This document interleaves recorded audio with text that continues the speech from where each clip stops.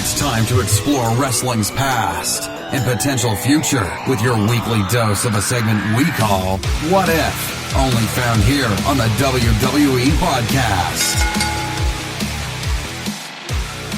Everybody, welcome to the What If portion of the WWE Podcast for the week. We're going to go over a really cool topic and one that's relevant for this year's WrestleMania that could happen with the championships now, both of them in the main event of WrestleMania, Brock versus Roman, title versus title. We all got it, whether you love it or not. I'm not of the belief of that, but we've got Anthony DeMarco back with us as always. You guys know him from not just this show, but the rivalries that drops every single Friday.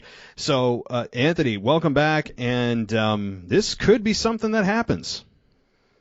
Yeah, well, it seems to be trending in that direction, and that's what kind of makes this conversation relevant, as you just alluded to, because with the results coming out of the Elimination Chamber pay-per-view this past Saturday, and the champion versus champion match booked for WrestleMania between Brock and Roman Reigns, one has to assume that both championships are going to be on the line, and I suppose that they could take the road of what happened with Becky Lynch 3 years ago, where she carried both titles until the summer and then eventually dropped the SmackDown Women's Championship to, I believe it was Charlotte, who later lost it like a couple minutes later to Bayley, who cashed in the Money in the Bank. But, I mean, I also think that they could take the road of maybe unifying the championships. We saw that in 2001 with Chris Jericho walking away as the undisputed champion. We saw it in 2013 when Orton beat John Cena and became the WWE World Heavyweight Champion. And maybe they take that road again, because it sure as hell seems like they're valuing one championship over the other, or have been for quite some time with the Universal title. And maybe this is their way to kind of put all their eggs in one basket. Yeah, it could be. It could be the way that they decide to not end the brand split. I really don't think that even if they go this road that they're ending the brand split. I think that would be a horrible mistake for a lot of reasons. You and I have even had, I believe, an episode or two on this particular topic of ending the brand split. And I don't think they'll go that road, even if the goal is to merge the championships. So that's a great precursor to this. I'm glad you mentioned that we're not going to be looking at this as, well, he could hold separate titles. So for example, Roman Reigns wins the match. They're going to now say he's the WWE and Universal Champion, and he carries two separate belts. That's not the scenario we're going to look at, even though I think that's probably more likely for WrestleMania. But the other possibility we're talking about tonight, the one we're going to really focus on, is what if they merge the championships, right? Like that is the one we're going to look at, like what they did in 01 with Chris Jericho, infamously claiming for the rest of his life that he beat Stone Cold and The Rock in the same night. I remember how angry I was, and just like, you got to be kidding me. And it just really, I think, propelled Chris Jericho's career to the next level, especially being a heel. I remember him, like, watching videos of him at poolside or whatever with the championships next to him, and just being a complete D-bag. And it was great, and I remember that very well. And like you said, in 2013 with Randy Orton. So that's what we're going to be looking at. And, there's, I think, some good and bad to this, right? Because you have fewer belts, and anytime there are fewer belts, if these two merge, I know that anything that is fewer in volume, it automatically is worth more, no matter what it is in life, and it especially is applicable in pro wrestling. So let's look at the positives of this. If this were to happen and the championships merge, no matter who comes out on top, what are some of the value or the benefits to you looking at this saying, okay, yeah, I think that's a good idea because of this reason? Well, the main reason is that when you have one world champion, it automatically feels more legit. Like, you don't have two world champions in UFC. You don't have two world champions in AEW. You have one world champion. And that's the one part of this that's always made me kind of think about, and maybe that's how they should go down this road.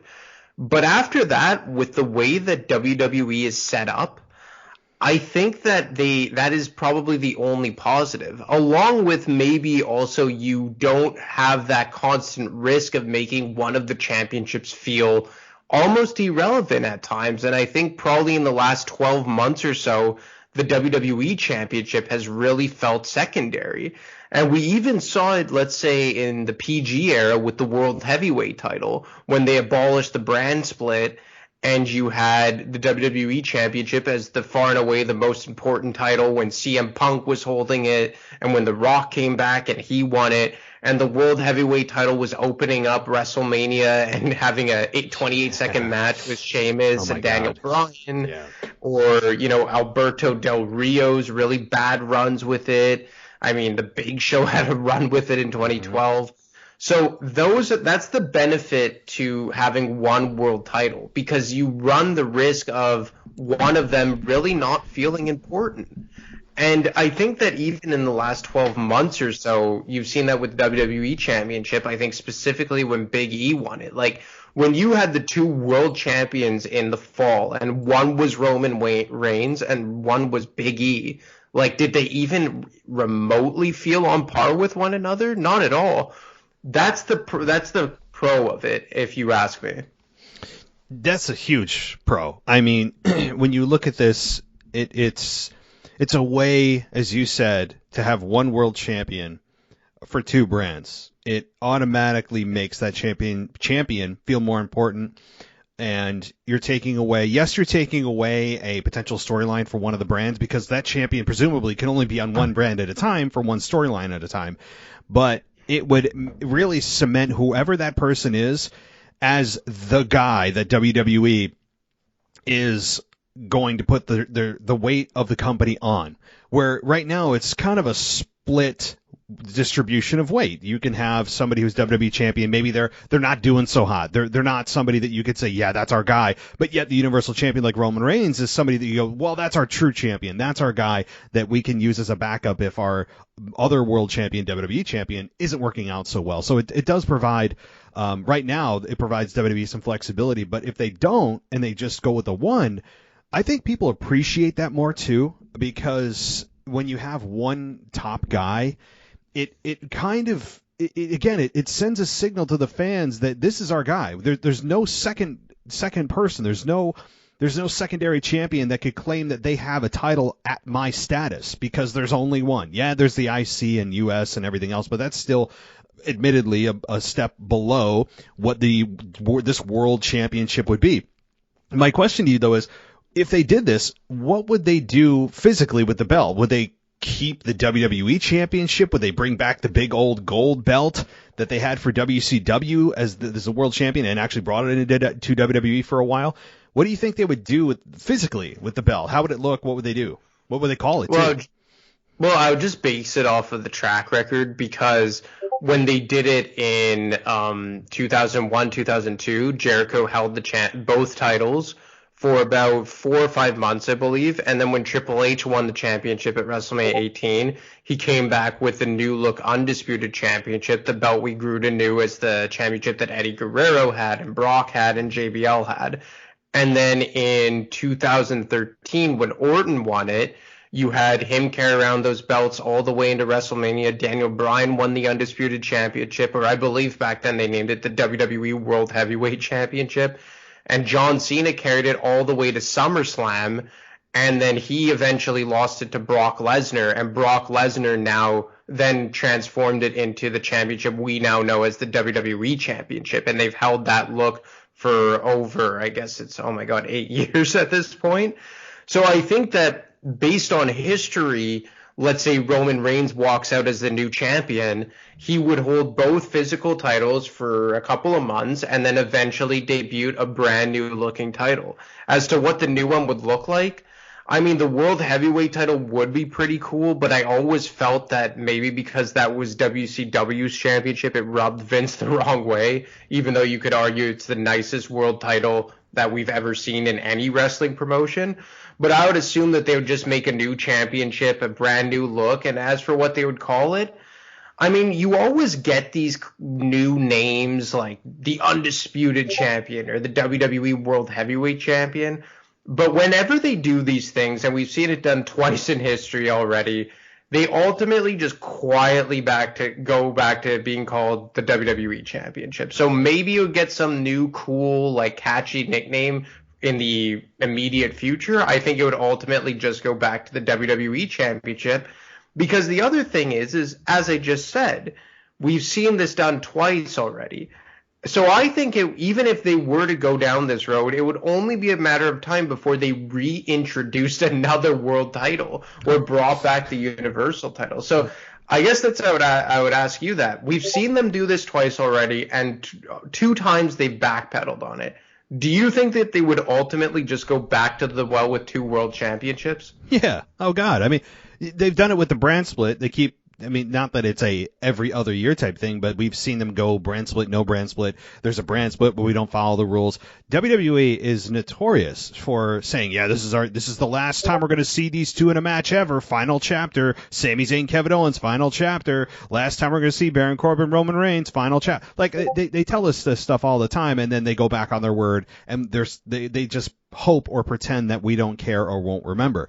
And I think that would happen with the world titles as well. I mean, you'd see it for a little while, and then all of a sudden, quietly, as you said, kind of under our noses, or maybe not so much, and they feel we wouldn't care enough to care, that they would introduce another belt. Yes, especially if they keep the brand split. And I don't think that the brand split is going to end because of this perceived possible merging of the championships. I really don't. I think that would be a huge mistake, as I open with, but yeah, they have a track record, not just with the world titles doing the merging and then suddenly splitting, and then they do the merge again, and they have a history of that, not just with the belts, but with a whole litany of things with storylines and everything else. So yeah.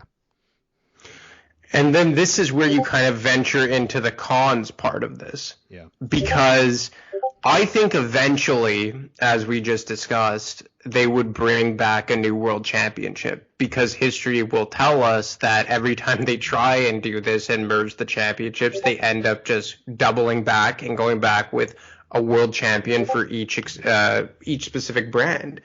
But what I find that they've done here is that they've diminished the secondary world title, the meaning of it, because even the Universal Championship, and I think that they've done a masterful job making it feel like a legitimate world title, because I believe you've mentioned it several times. They essentially created it out of thin air. They just went, poof, yep. Here's a world championship we're supposed to pretend is more important than the WWE Championship, or let alone the Intercontinental Championship or the US Championship.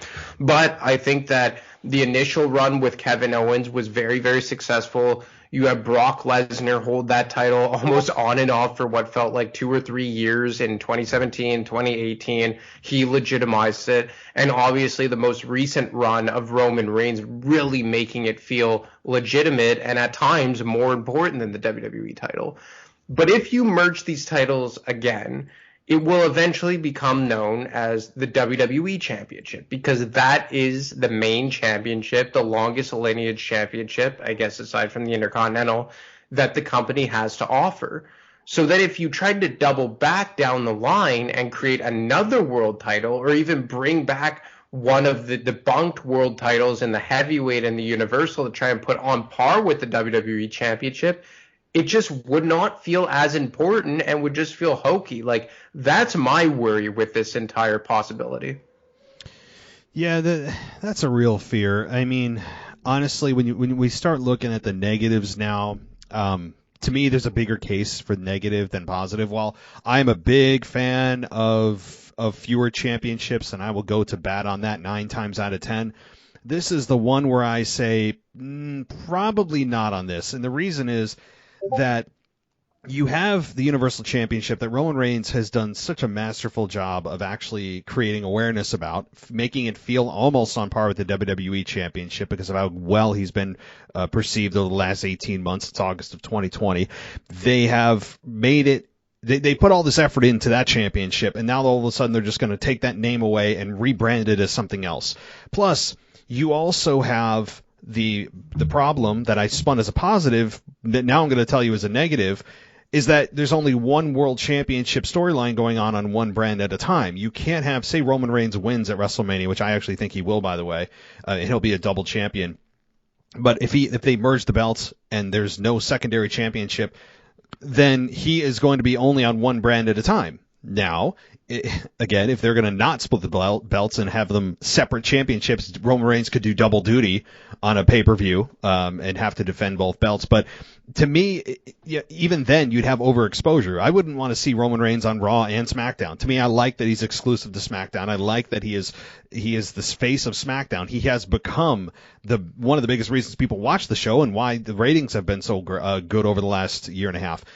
But I don't think that any of this is worth taking away everything they've done to build the Universal Championship and the fact that you'd only be able to have him be on one show at a time and the other show without a championship for anyone to contend for the next however long that other program takes to complete. If Roman's on SmackDown feuding with whoever and there's people on Raw floundering around, but they don't have a top belt to contend for, what are they going to do? Have a tournament to determine the number one contender for whenever Brock or for rather whenever Roman is ready to come over to Raw to challenge somebody? It gets very difficult when you have a sole champion. Yeah, he can float. I understand he could float, and I would be totally fine with the brand rules not applying to this dual champion or the single champion that got merged.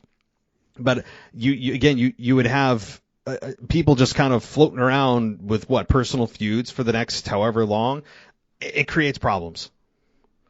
No, it does. And I think that that's the biggest problem with this, is that with the way that WWE is set up right now with the brand split, and I think that for the most part, they've been fairly decent at following it. Like, obviously, with their main stars, they're much more loose with the rules. Obviously, Seth Rollins going over to SmackDown to face Roman Reigns at the Royal Rumble.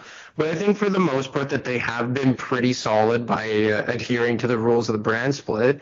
It would kind of muddy the waters a bit about how would you decide when and where Roman Reigns shows up from week to week, or whoever the champion would be. And I also think that having a separate world champion on each show, it creates this indirect rivalry between the brands and by extension between the championships. And I think at times early on in the brand split, both in, let's say, the original brand split in 2002, 2003, and the newer one in 2016, you really had both championships feeling on par with one another. I remember 2016, 2017, where Kevin Owens had that really good run, and for all intents and purposes, he was the first ever Universal Champion. I know it was technically Finn Balor, but he never even got a run with it. I found that was a really cool run to solidify that belt. And over on SmackDown, you had AJ Styles having his first world title run as a member of WWE, and it really felt that they were jockeying for position the entire time. I guess the only problem with it is that it always feels that somewhere along the way, Vince devalues one of the world titles, and one tends to take over as the true world champion of WWE. For the last 18 months, that's been Roman Reigns over on SmackDown with the Universal Championship. But let's say back in 2017 or so, or let's say during the pandemic era when they were in the Capitol Wrestling Center, you had Drew as the WWE champion and Braun Strowman as the Universal champion. And I don't think anyone was feeling that Braun Strowman was the more legitimate world champion at that time as well. So, I mean, there's also that side of it, but that's more of an indictment on Vince and creative not trying to value both world titles. I think that there was nothing cooler in WWE, let's say specifically after WrestleMania 20, where you had Guerrero as WWE champion and Benoit as heavyweight champion, when both world titles feel equally pushed at the same time, equally as important at the same time, and as such, both brands are kind of competing against one another. Well, so I think your point is true that almost at any time, those championships, the WWE and Universal, almost never feel equal because of the way that they've been perceived and pushed and highlighted or not highlighted or whatever the case may be. But I think a lot of it has to do with the fact that, who's holding the belt. It's not necessarily the belt itself. as you and I have said many times, I believe you think the same thing, that it's the guy that makes the belt, not the belt that makes the guy. And a lot of times WWE tries to do the belt making the guy, and it never works ever. I mean, look what they did it with Big E, and it was, to me, not one of the worst runs I've ever seen. Kofi was probably the worst, but it's not exactly in my top 50 either. I mean, like I did not enjoy Big E's run, and they tried to push Big E as a champion because he's holding the belt, but it didn't feel like he truly was the WWE champion. It was just kind of there, and he was a feel-good story, and the fans got behind it because he's been there a while. But I think a lot of the perception of when the belts feel equal is who's holding it. Not necessarily even if the storyline's bad, but if two people of equal stature and have the same momentum behind them, and they're established stars and they're quote-unquote over, then I think the belts mean more because of who's holding them. So when your example of Chris Benoit and Eddie Guerrero, I mean, I always felt they were right on par with one another. I mean, that was, as we all know, famously, I was there in Madison Square Garden.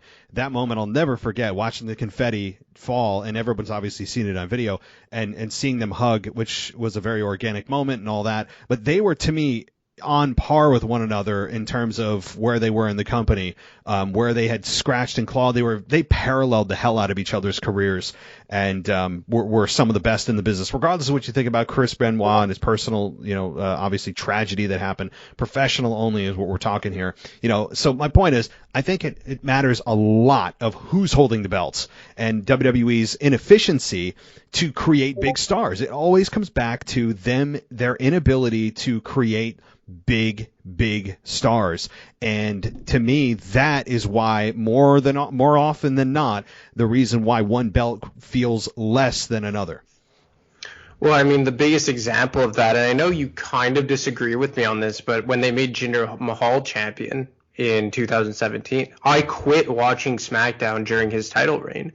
And it's nothing against Jinder Mahal, but just because I said this makes no sense. There's nothing about this run, and I think he probably overachieved, which is saying something, on his championship run, but it made no sense that he won the championship both before he won and after he won, because they didn't even build off of it. I think he won the U.S. title once following his drop of the title, and then he's right back to being a jobber who can barely get on television.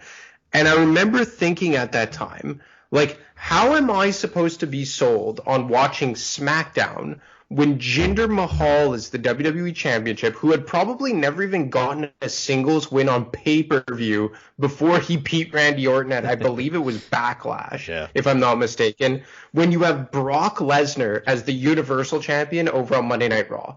That's a situation where you can really justify unifying these championships. But then you look back to, let's say, 2005, where following WrestleMania 21, Cena wins the WWE Championship over on SmackDown, and Batista wins the World Heavyweight Championship over on Monday Night Raw. And then they do that famous swap in the WWE draft where they go to opposite brands. That felt legitimately on par. Like, I don't know who I think is the better champion over the other one. We had seen that so many times over the years. And I think that is when WWE is at its best, because I truly believe that the brand split was one of the best creations, if not the best creations they ever did over the years, because it kind of at least attempted to manufacture the rivalry between WCW and WWF, creating that civil war, the breakdown they did on their own Ruthless Aggression era. But as soon as you make one title feel inferior to the other, it completely devalues the meaning of that title, and by extension, the meaning and the value of the brand it's on. Like, over the last year or so, I think that Raw has felt much inferior to SmackDown. And a large part of that is because of the WWE Championship not feeling as important. To be fair, I think that Bobby Lashley did a very, very good job trying to match it against Roman Reigns. Obviously, it's a very tough uphill battle, but I really liked Bobby Lashley as champion. But when Big E had the championship, that was just very, very bad. And maybe the tail end of Drew's run with the title, I thought felt very stale. And by extension, it brought down the brand. And I will say that I'm a big believer in having two world titles. I've always thought it was the better move. But when you clearly value one as more important to the other. And in this case right now, it's the Universal Championship, and it has been for well over a year. It makes the WWE Championship feel inferior, and by extension, it's made Raw feel much inferior. And that's not a good scenario for anyone involved. No, it's not. And they clearly, when I say they, Vince clearly didn't trust anybody else to take that WWE Championship into WrestleMania other than Brock Lesnar. And I know I don't want to get into another topic. This is a different question to ask about, if they should even have this match to begin with. And my answer is no. This should not even be a discussion. But since it's a possibility, it is a good topic for you and I to discuss. But I really think this is a big mistake on WWE's part to bring the belt into this. I don't think it adds anything. It takes away. I think screws over the other guys on the roster. All these things. I mean, I'm going to stop there. But now that we're presented with this option, this is, to me, I don't think that they'll merge them, though.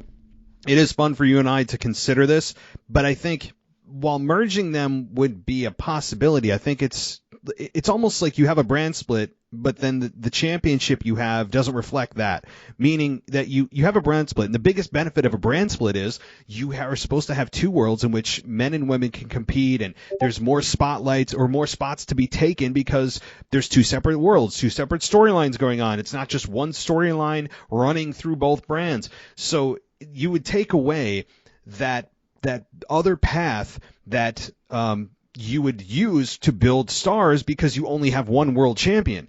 So I think it would almost be kind of counterintuitive to doing a brand split. It's like you have a brand split, but wait a minute, you only have one champion, so how are we getting the benefit of having two championship storylines on two brands? The answer is you really couldn't, because that champion could only be on one brand at a time. So it's kind of, it's like, it's speaking out of both sides of your mouth. To me, it's kind of, I don't know, you're going against your own goal by doing this. So ultimately, if I'm going to ask myself the question, and then I'll ask you the question, do I think they'll merge the belts at WrestleMania? My answer is no. I don't think they will, but my jaw wouldn't drop if all of a sudden it came out that, the winner will be the undisputed, whatever they come up with, whatever the name of the belt is. I would not be shocked, but I don't think they'll do it, because I don't think that the positives outweigh the negatives. So I'll ask you that same question. Do you think that they'll merge the belts? And I guess follow-up is early call on who do you think is going to win? Well, I think Roman's going to win. I just think that that's almost a slam dunk. And not to say that I need unpredictability or a swerve all the time, but I cannot stand, especially WrestleMania main events that feel so damn predictable.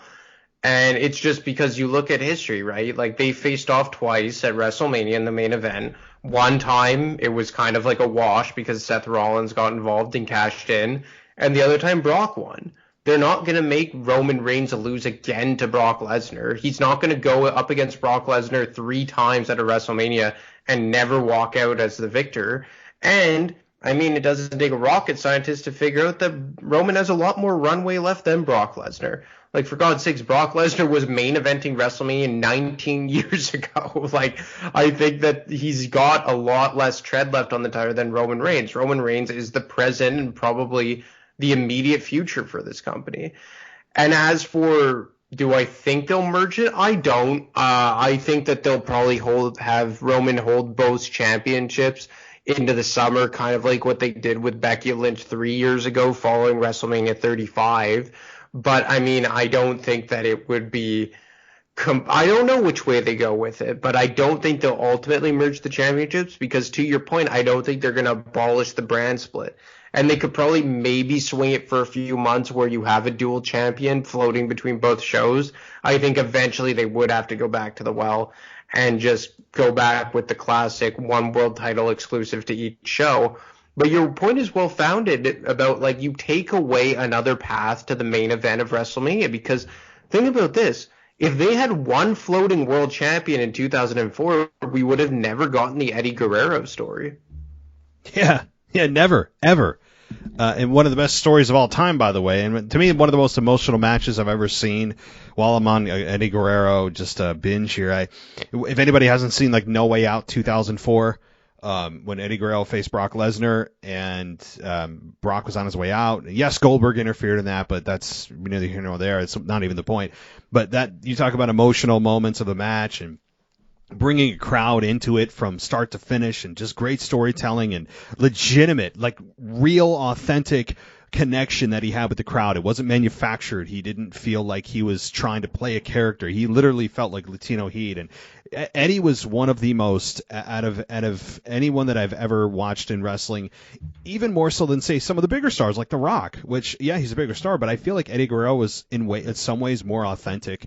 And my point is, before I get on an Eddie Guerrero whirlwind here, go watch, if you guys want to feel emotional investment, go watch No Way Out 2004, and of course Eddie Guerrero when he faced Kurt Angle at WrestleMania 20.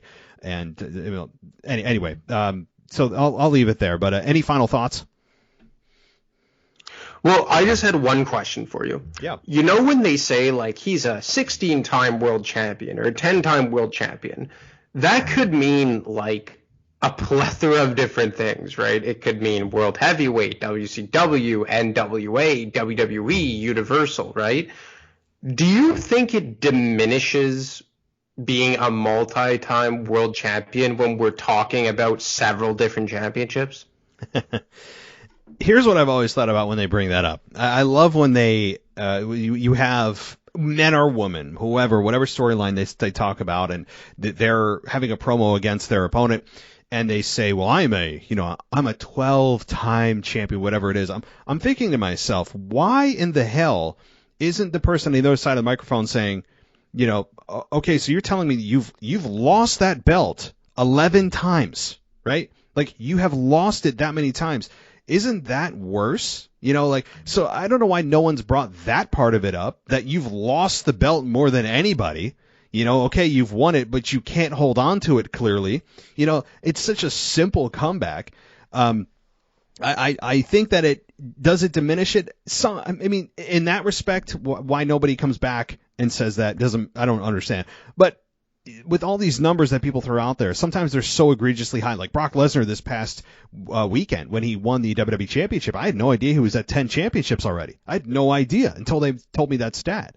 And I'm thinking to myself, wow, but it also is a bit telling that, wow, the championship certainly gets around, doesn't it? I don't like hearing these high numbers because that tells you that the championship changes hands a lot. Now, Brock Lesnar's been around for 20 years in the business, off and on, not consistently, but I don't know. It kind of depends on the context to me. It's not an absolute black and white yes or no for me. Yeah, I just find it weird, like, how broad the term world champion has become, because in my lifetime, I guess if you count the world heavyweight title and the WCW as separate titles, which I guess they are in WWE's history books, like there's one column for WCW and one column for world heavyweight, there's been like 5 world championships or 4 world championships in my lifetime. Yeah.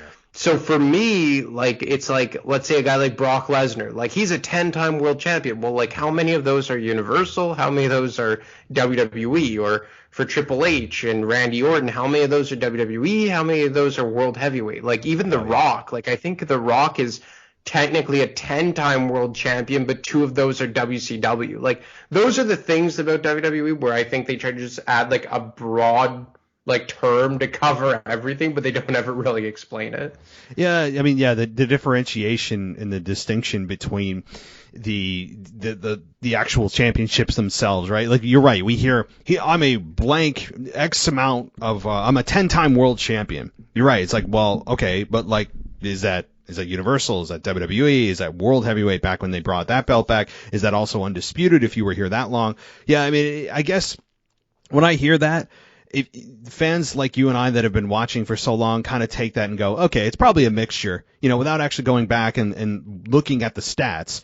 They're not going to break it down on Raw, of course, or SmackDown. They're just going to tell you World Heavyweight Champion or World Champion, and they just, to them, that covers all of the possibilities of Universal, WWE, maybe even WCW Champion when the invasion happened, World Heavyweight Champion, Undisputed. Like, I think they just took whatever iteration of the top belt ever existed and just plop it into the umbrella of World Champion. That's how I think. That's how I look at it, and maybe you do too.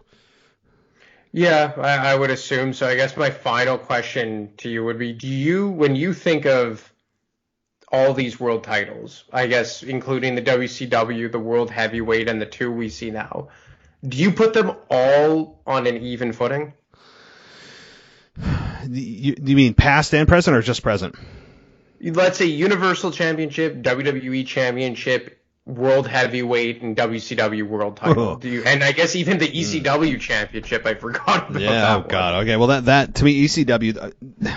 If WWE never brought back the complete abomination of what they tried to do with ECW, I mean, it's too bad I didn't have a podcast back then. I mean, I would have had some choice words. I mean, that was just bad. Everybody knows it. It wasn't as bad as like the Brawl for All that Jim Ross put together back in the late '90s, but it was bad. So that said, I think I would rank the championships. WWE Championship is number one. Like the WWE Championship to me is number one. Then I would probably put the World Heavyweight Championship number two with like when Triple H carried it. It's seemingly for like 4 years straight. I mean, he was an evolution. That to me would be number two. Number three would be the Universal Championship that Roman Reigns is holding, just because I know it's only been around for like a quick minute, but that's how great he's been. I mean, that's how great of a storyline that they put together, the Universal Championship, because you want to see him lose the belt, which means you care about the belt. So I think they've done a great job there. The Undisputed Championship is a close number three.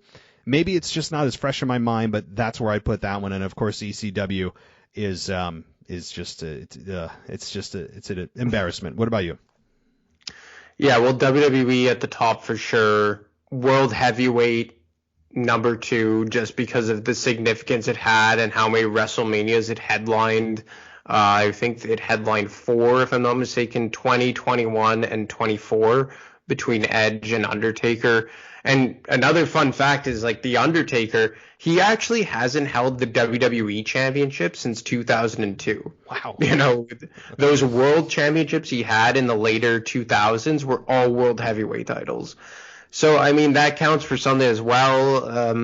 And even the ECW, and I don't mean to like go off on a tangent here, it's just a bit weird because does that qualify as a world championship? Because technically that was Bobby Lashley's first world title win, and Big Show's claim to fame was always the only man to hold the WWE, WCW, and ECW world title. Like, I know I'm nitpicking now, but all these different world titles over the years, it kind of muddies the waters a bit when you're talking about this. Yeah, it does.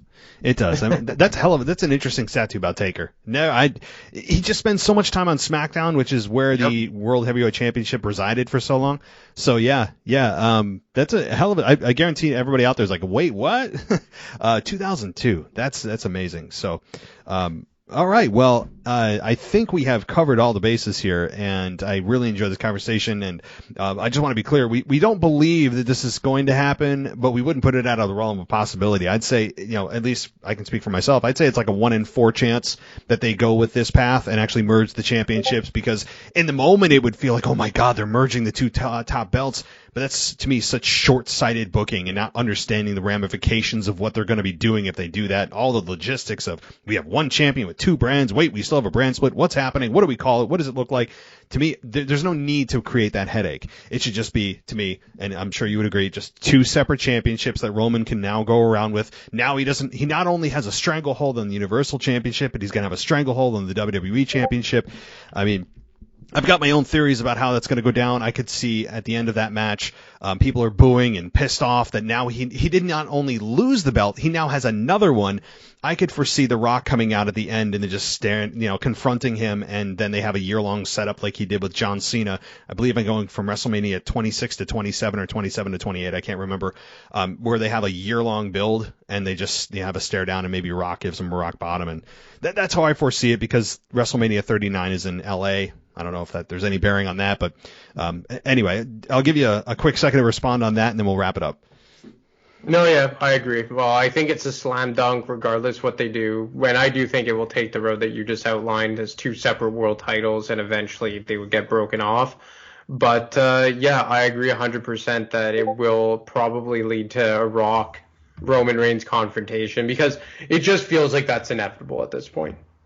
Yeah, it's got to. It just then there's a whole discussion of, well, should The Rock win? He's not a full-time guy. I mean, there's just so many damn things to get into, and I think that we'll get there when we get there. We're about four steps away from that. But anyway, thank you so much. As always, it's just great talking to you. We have great chemistry, and I really look forward to hearing your Rivalries, guys. If you haven't checked out Rivalries, you're doing yourself a disservice. Go check out Rivalries. It drops every single Friday with a new, as you guessed it, rivalry that he covers, and I'd really recommend you do it. And of course, you can share your social media if you want.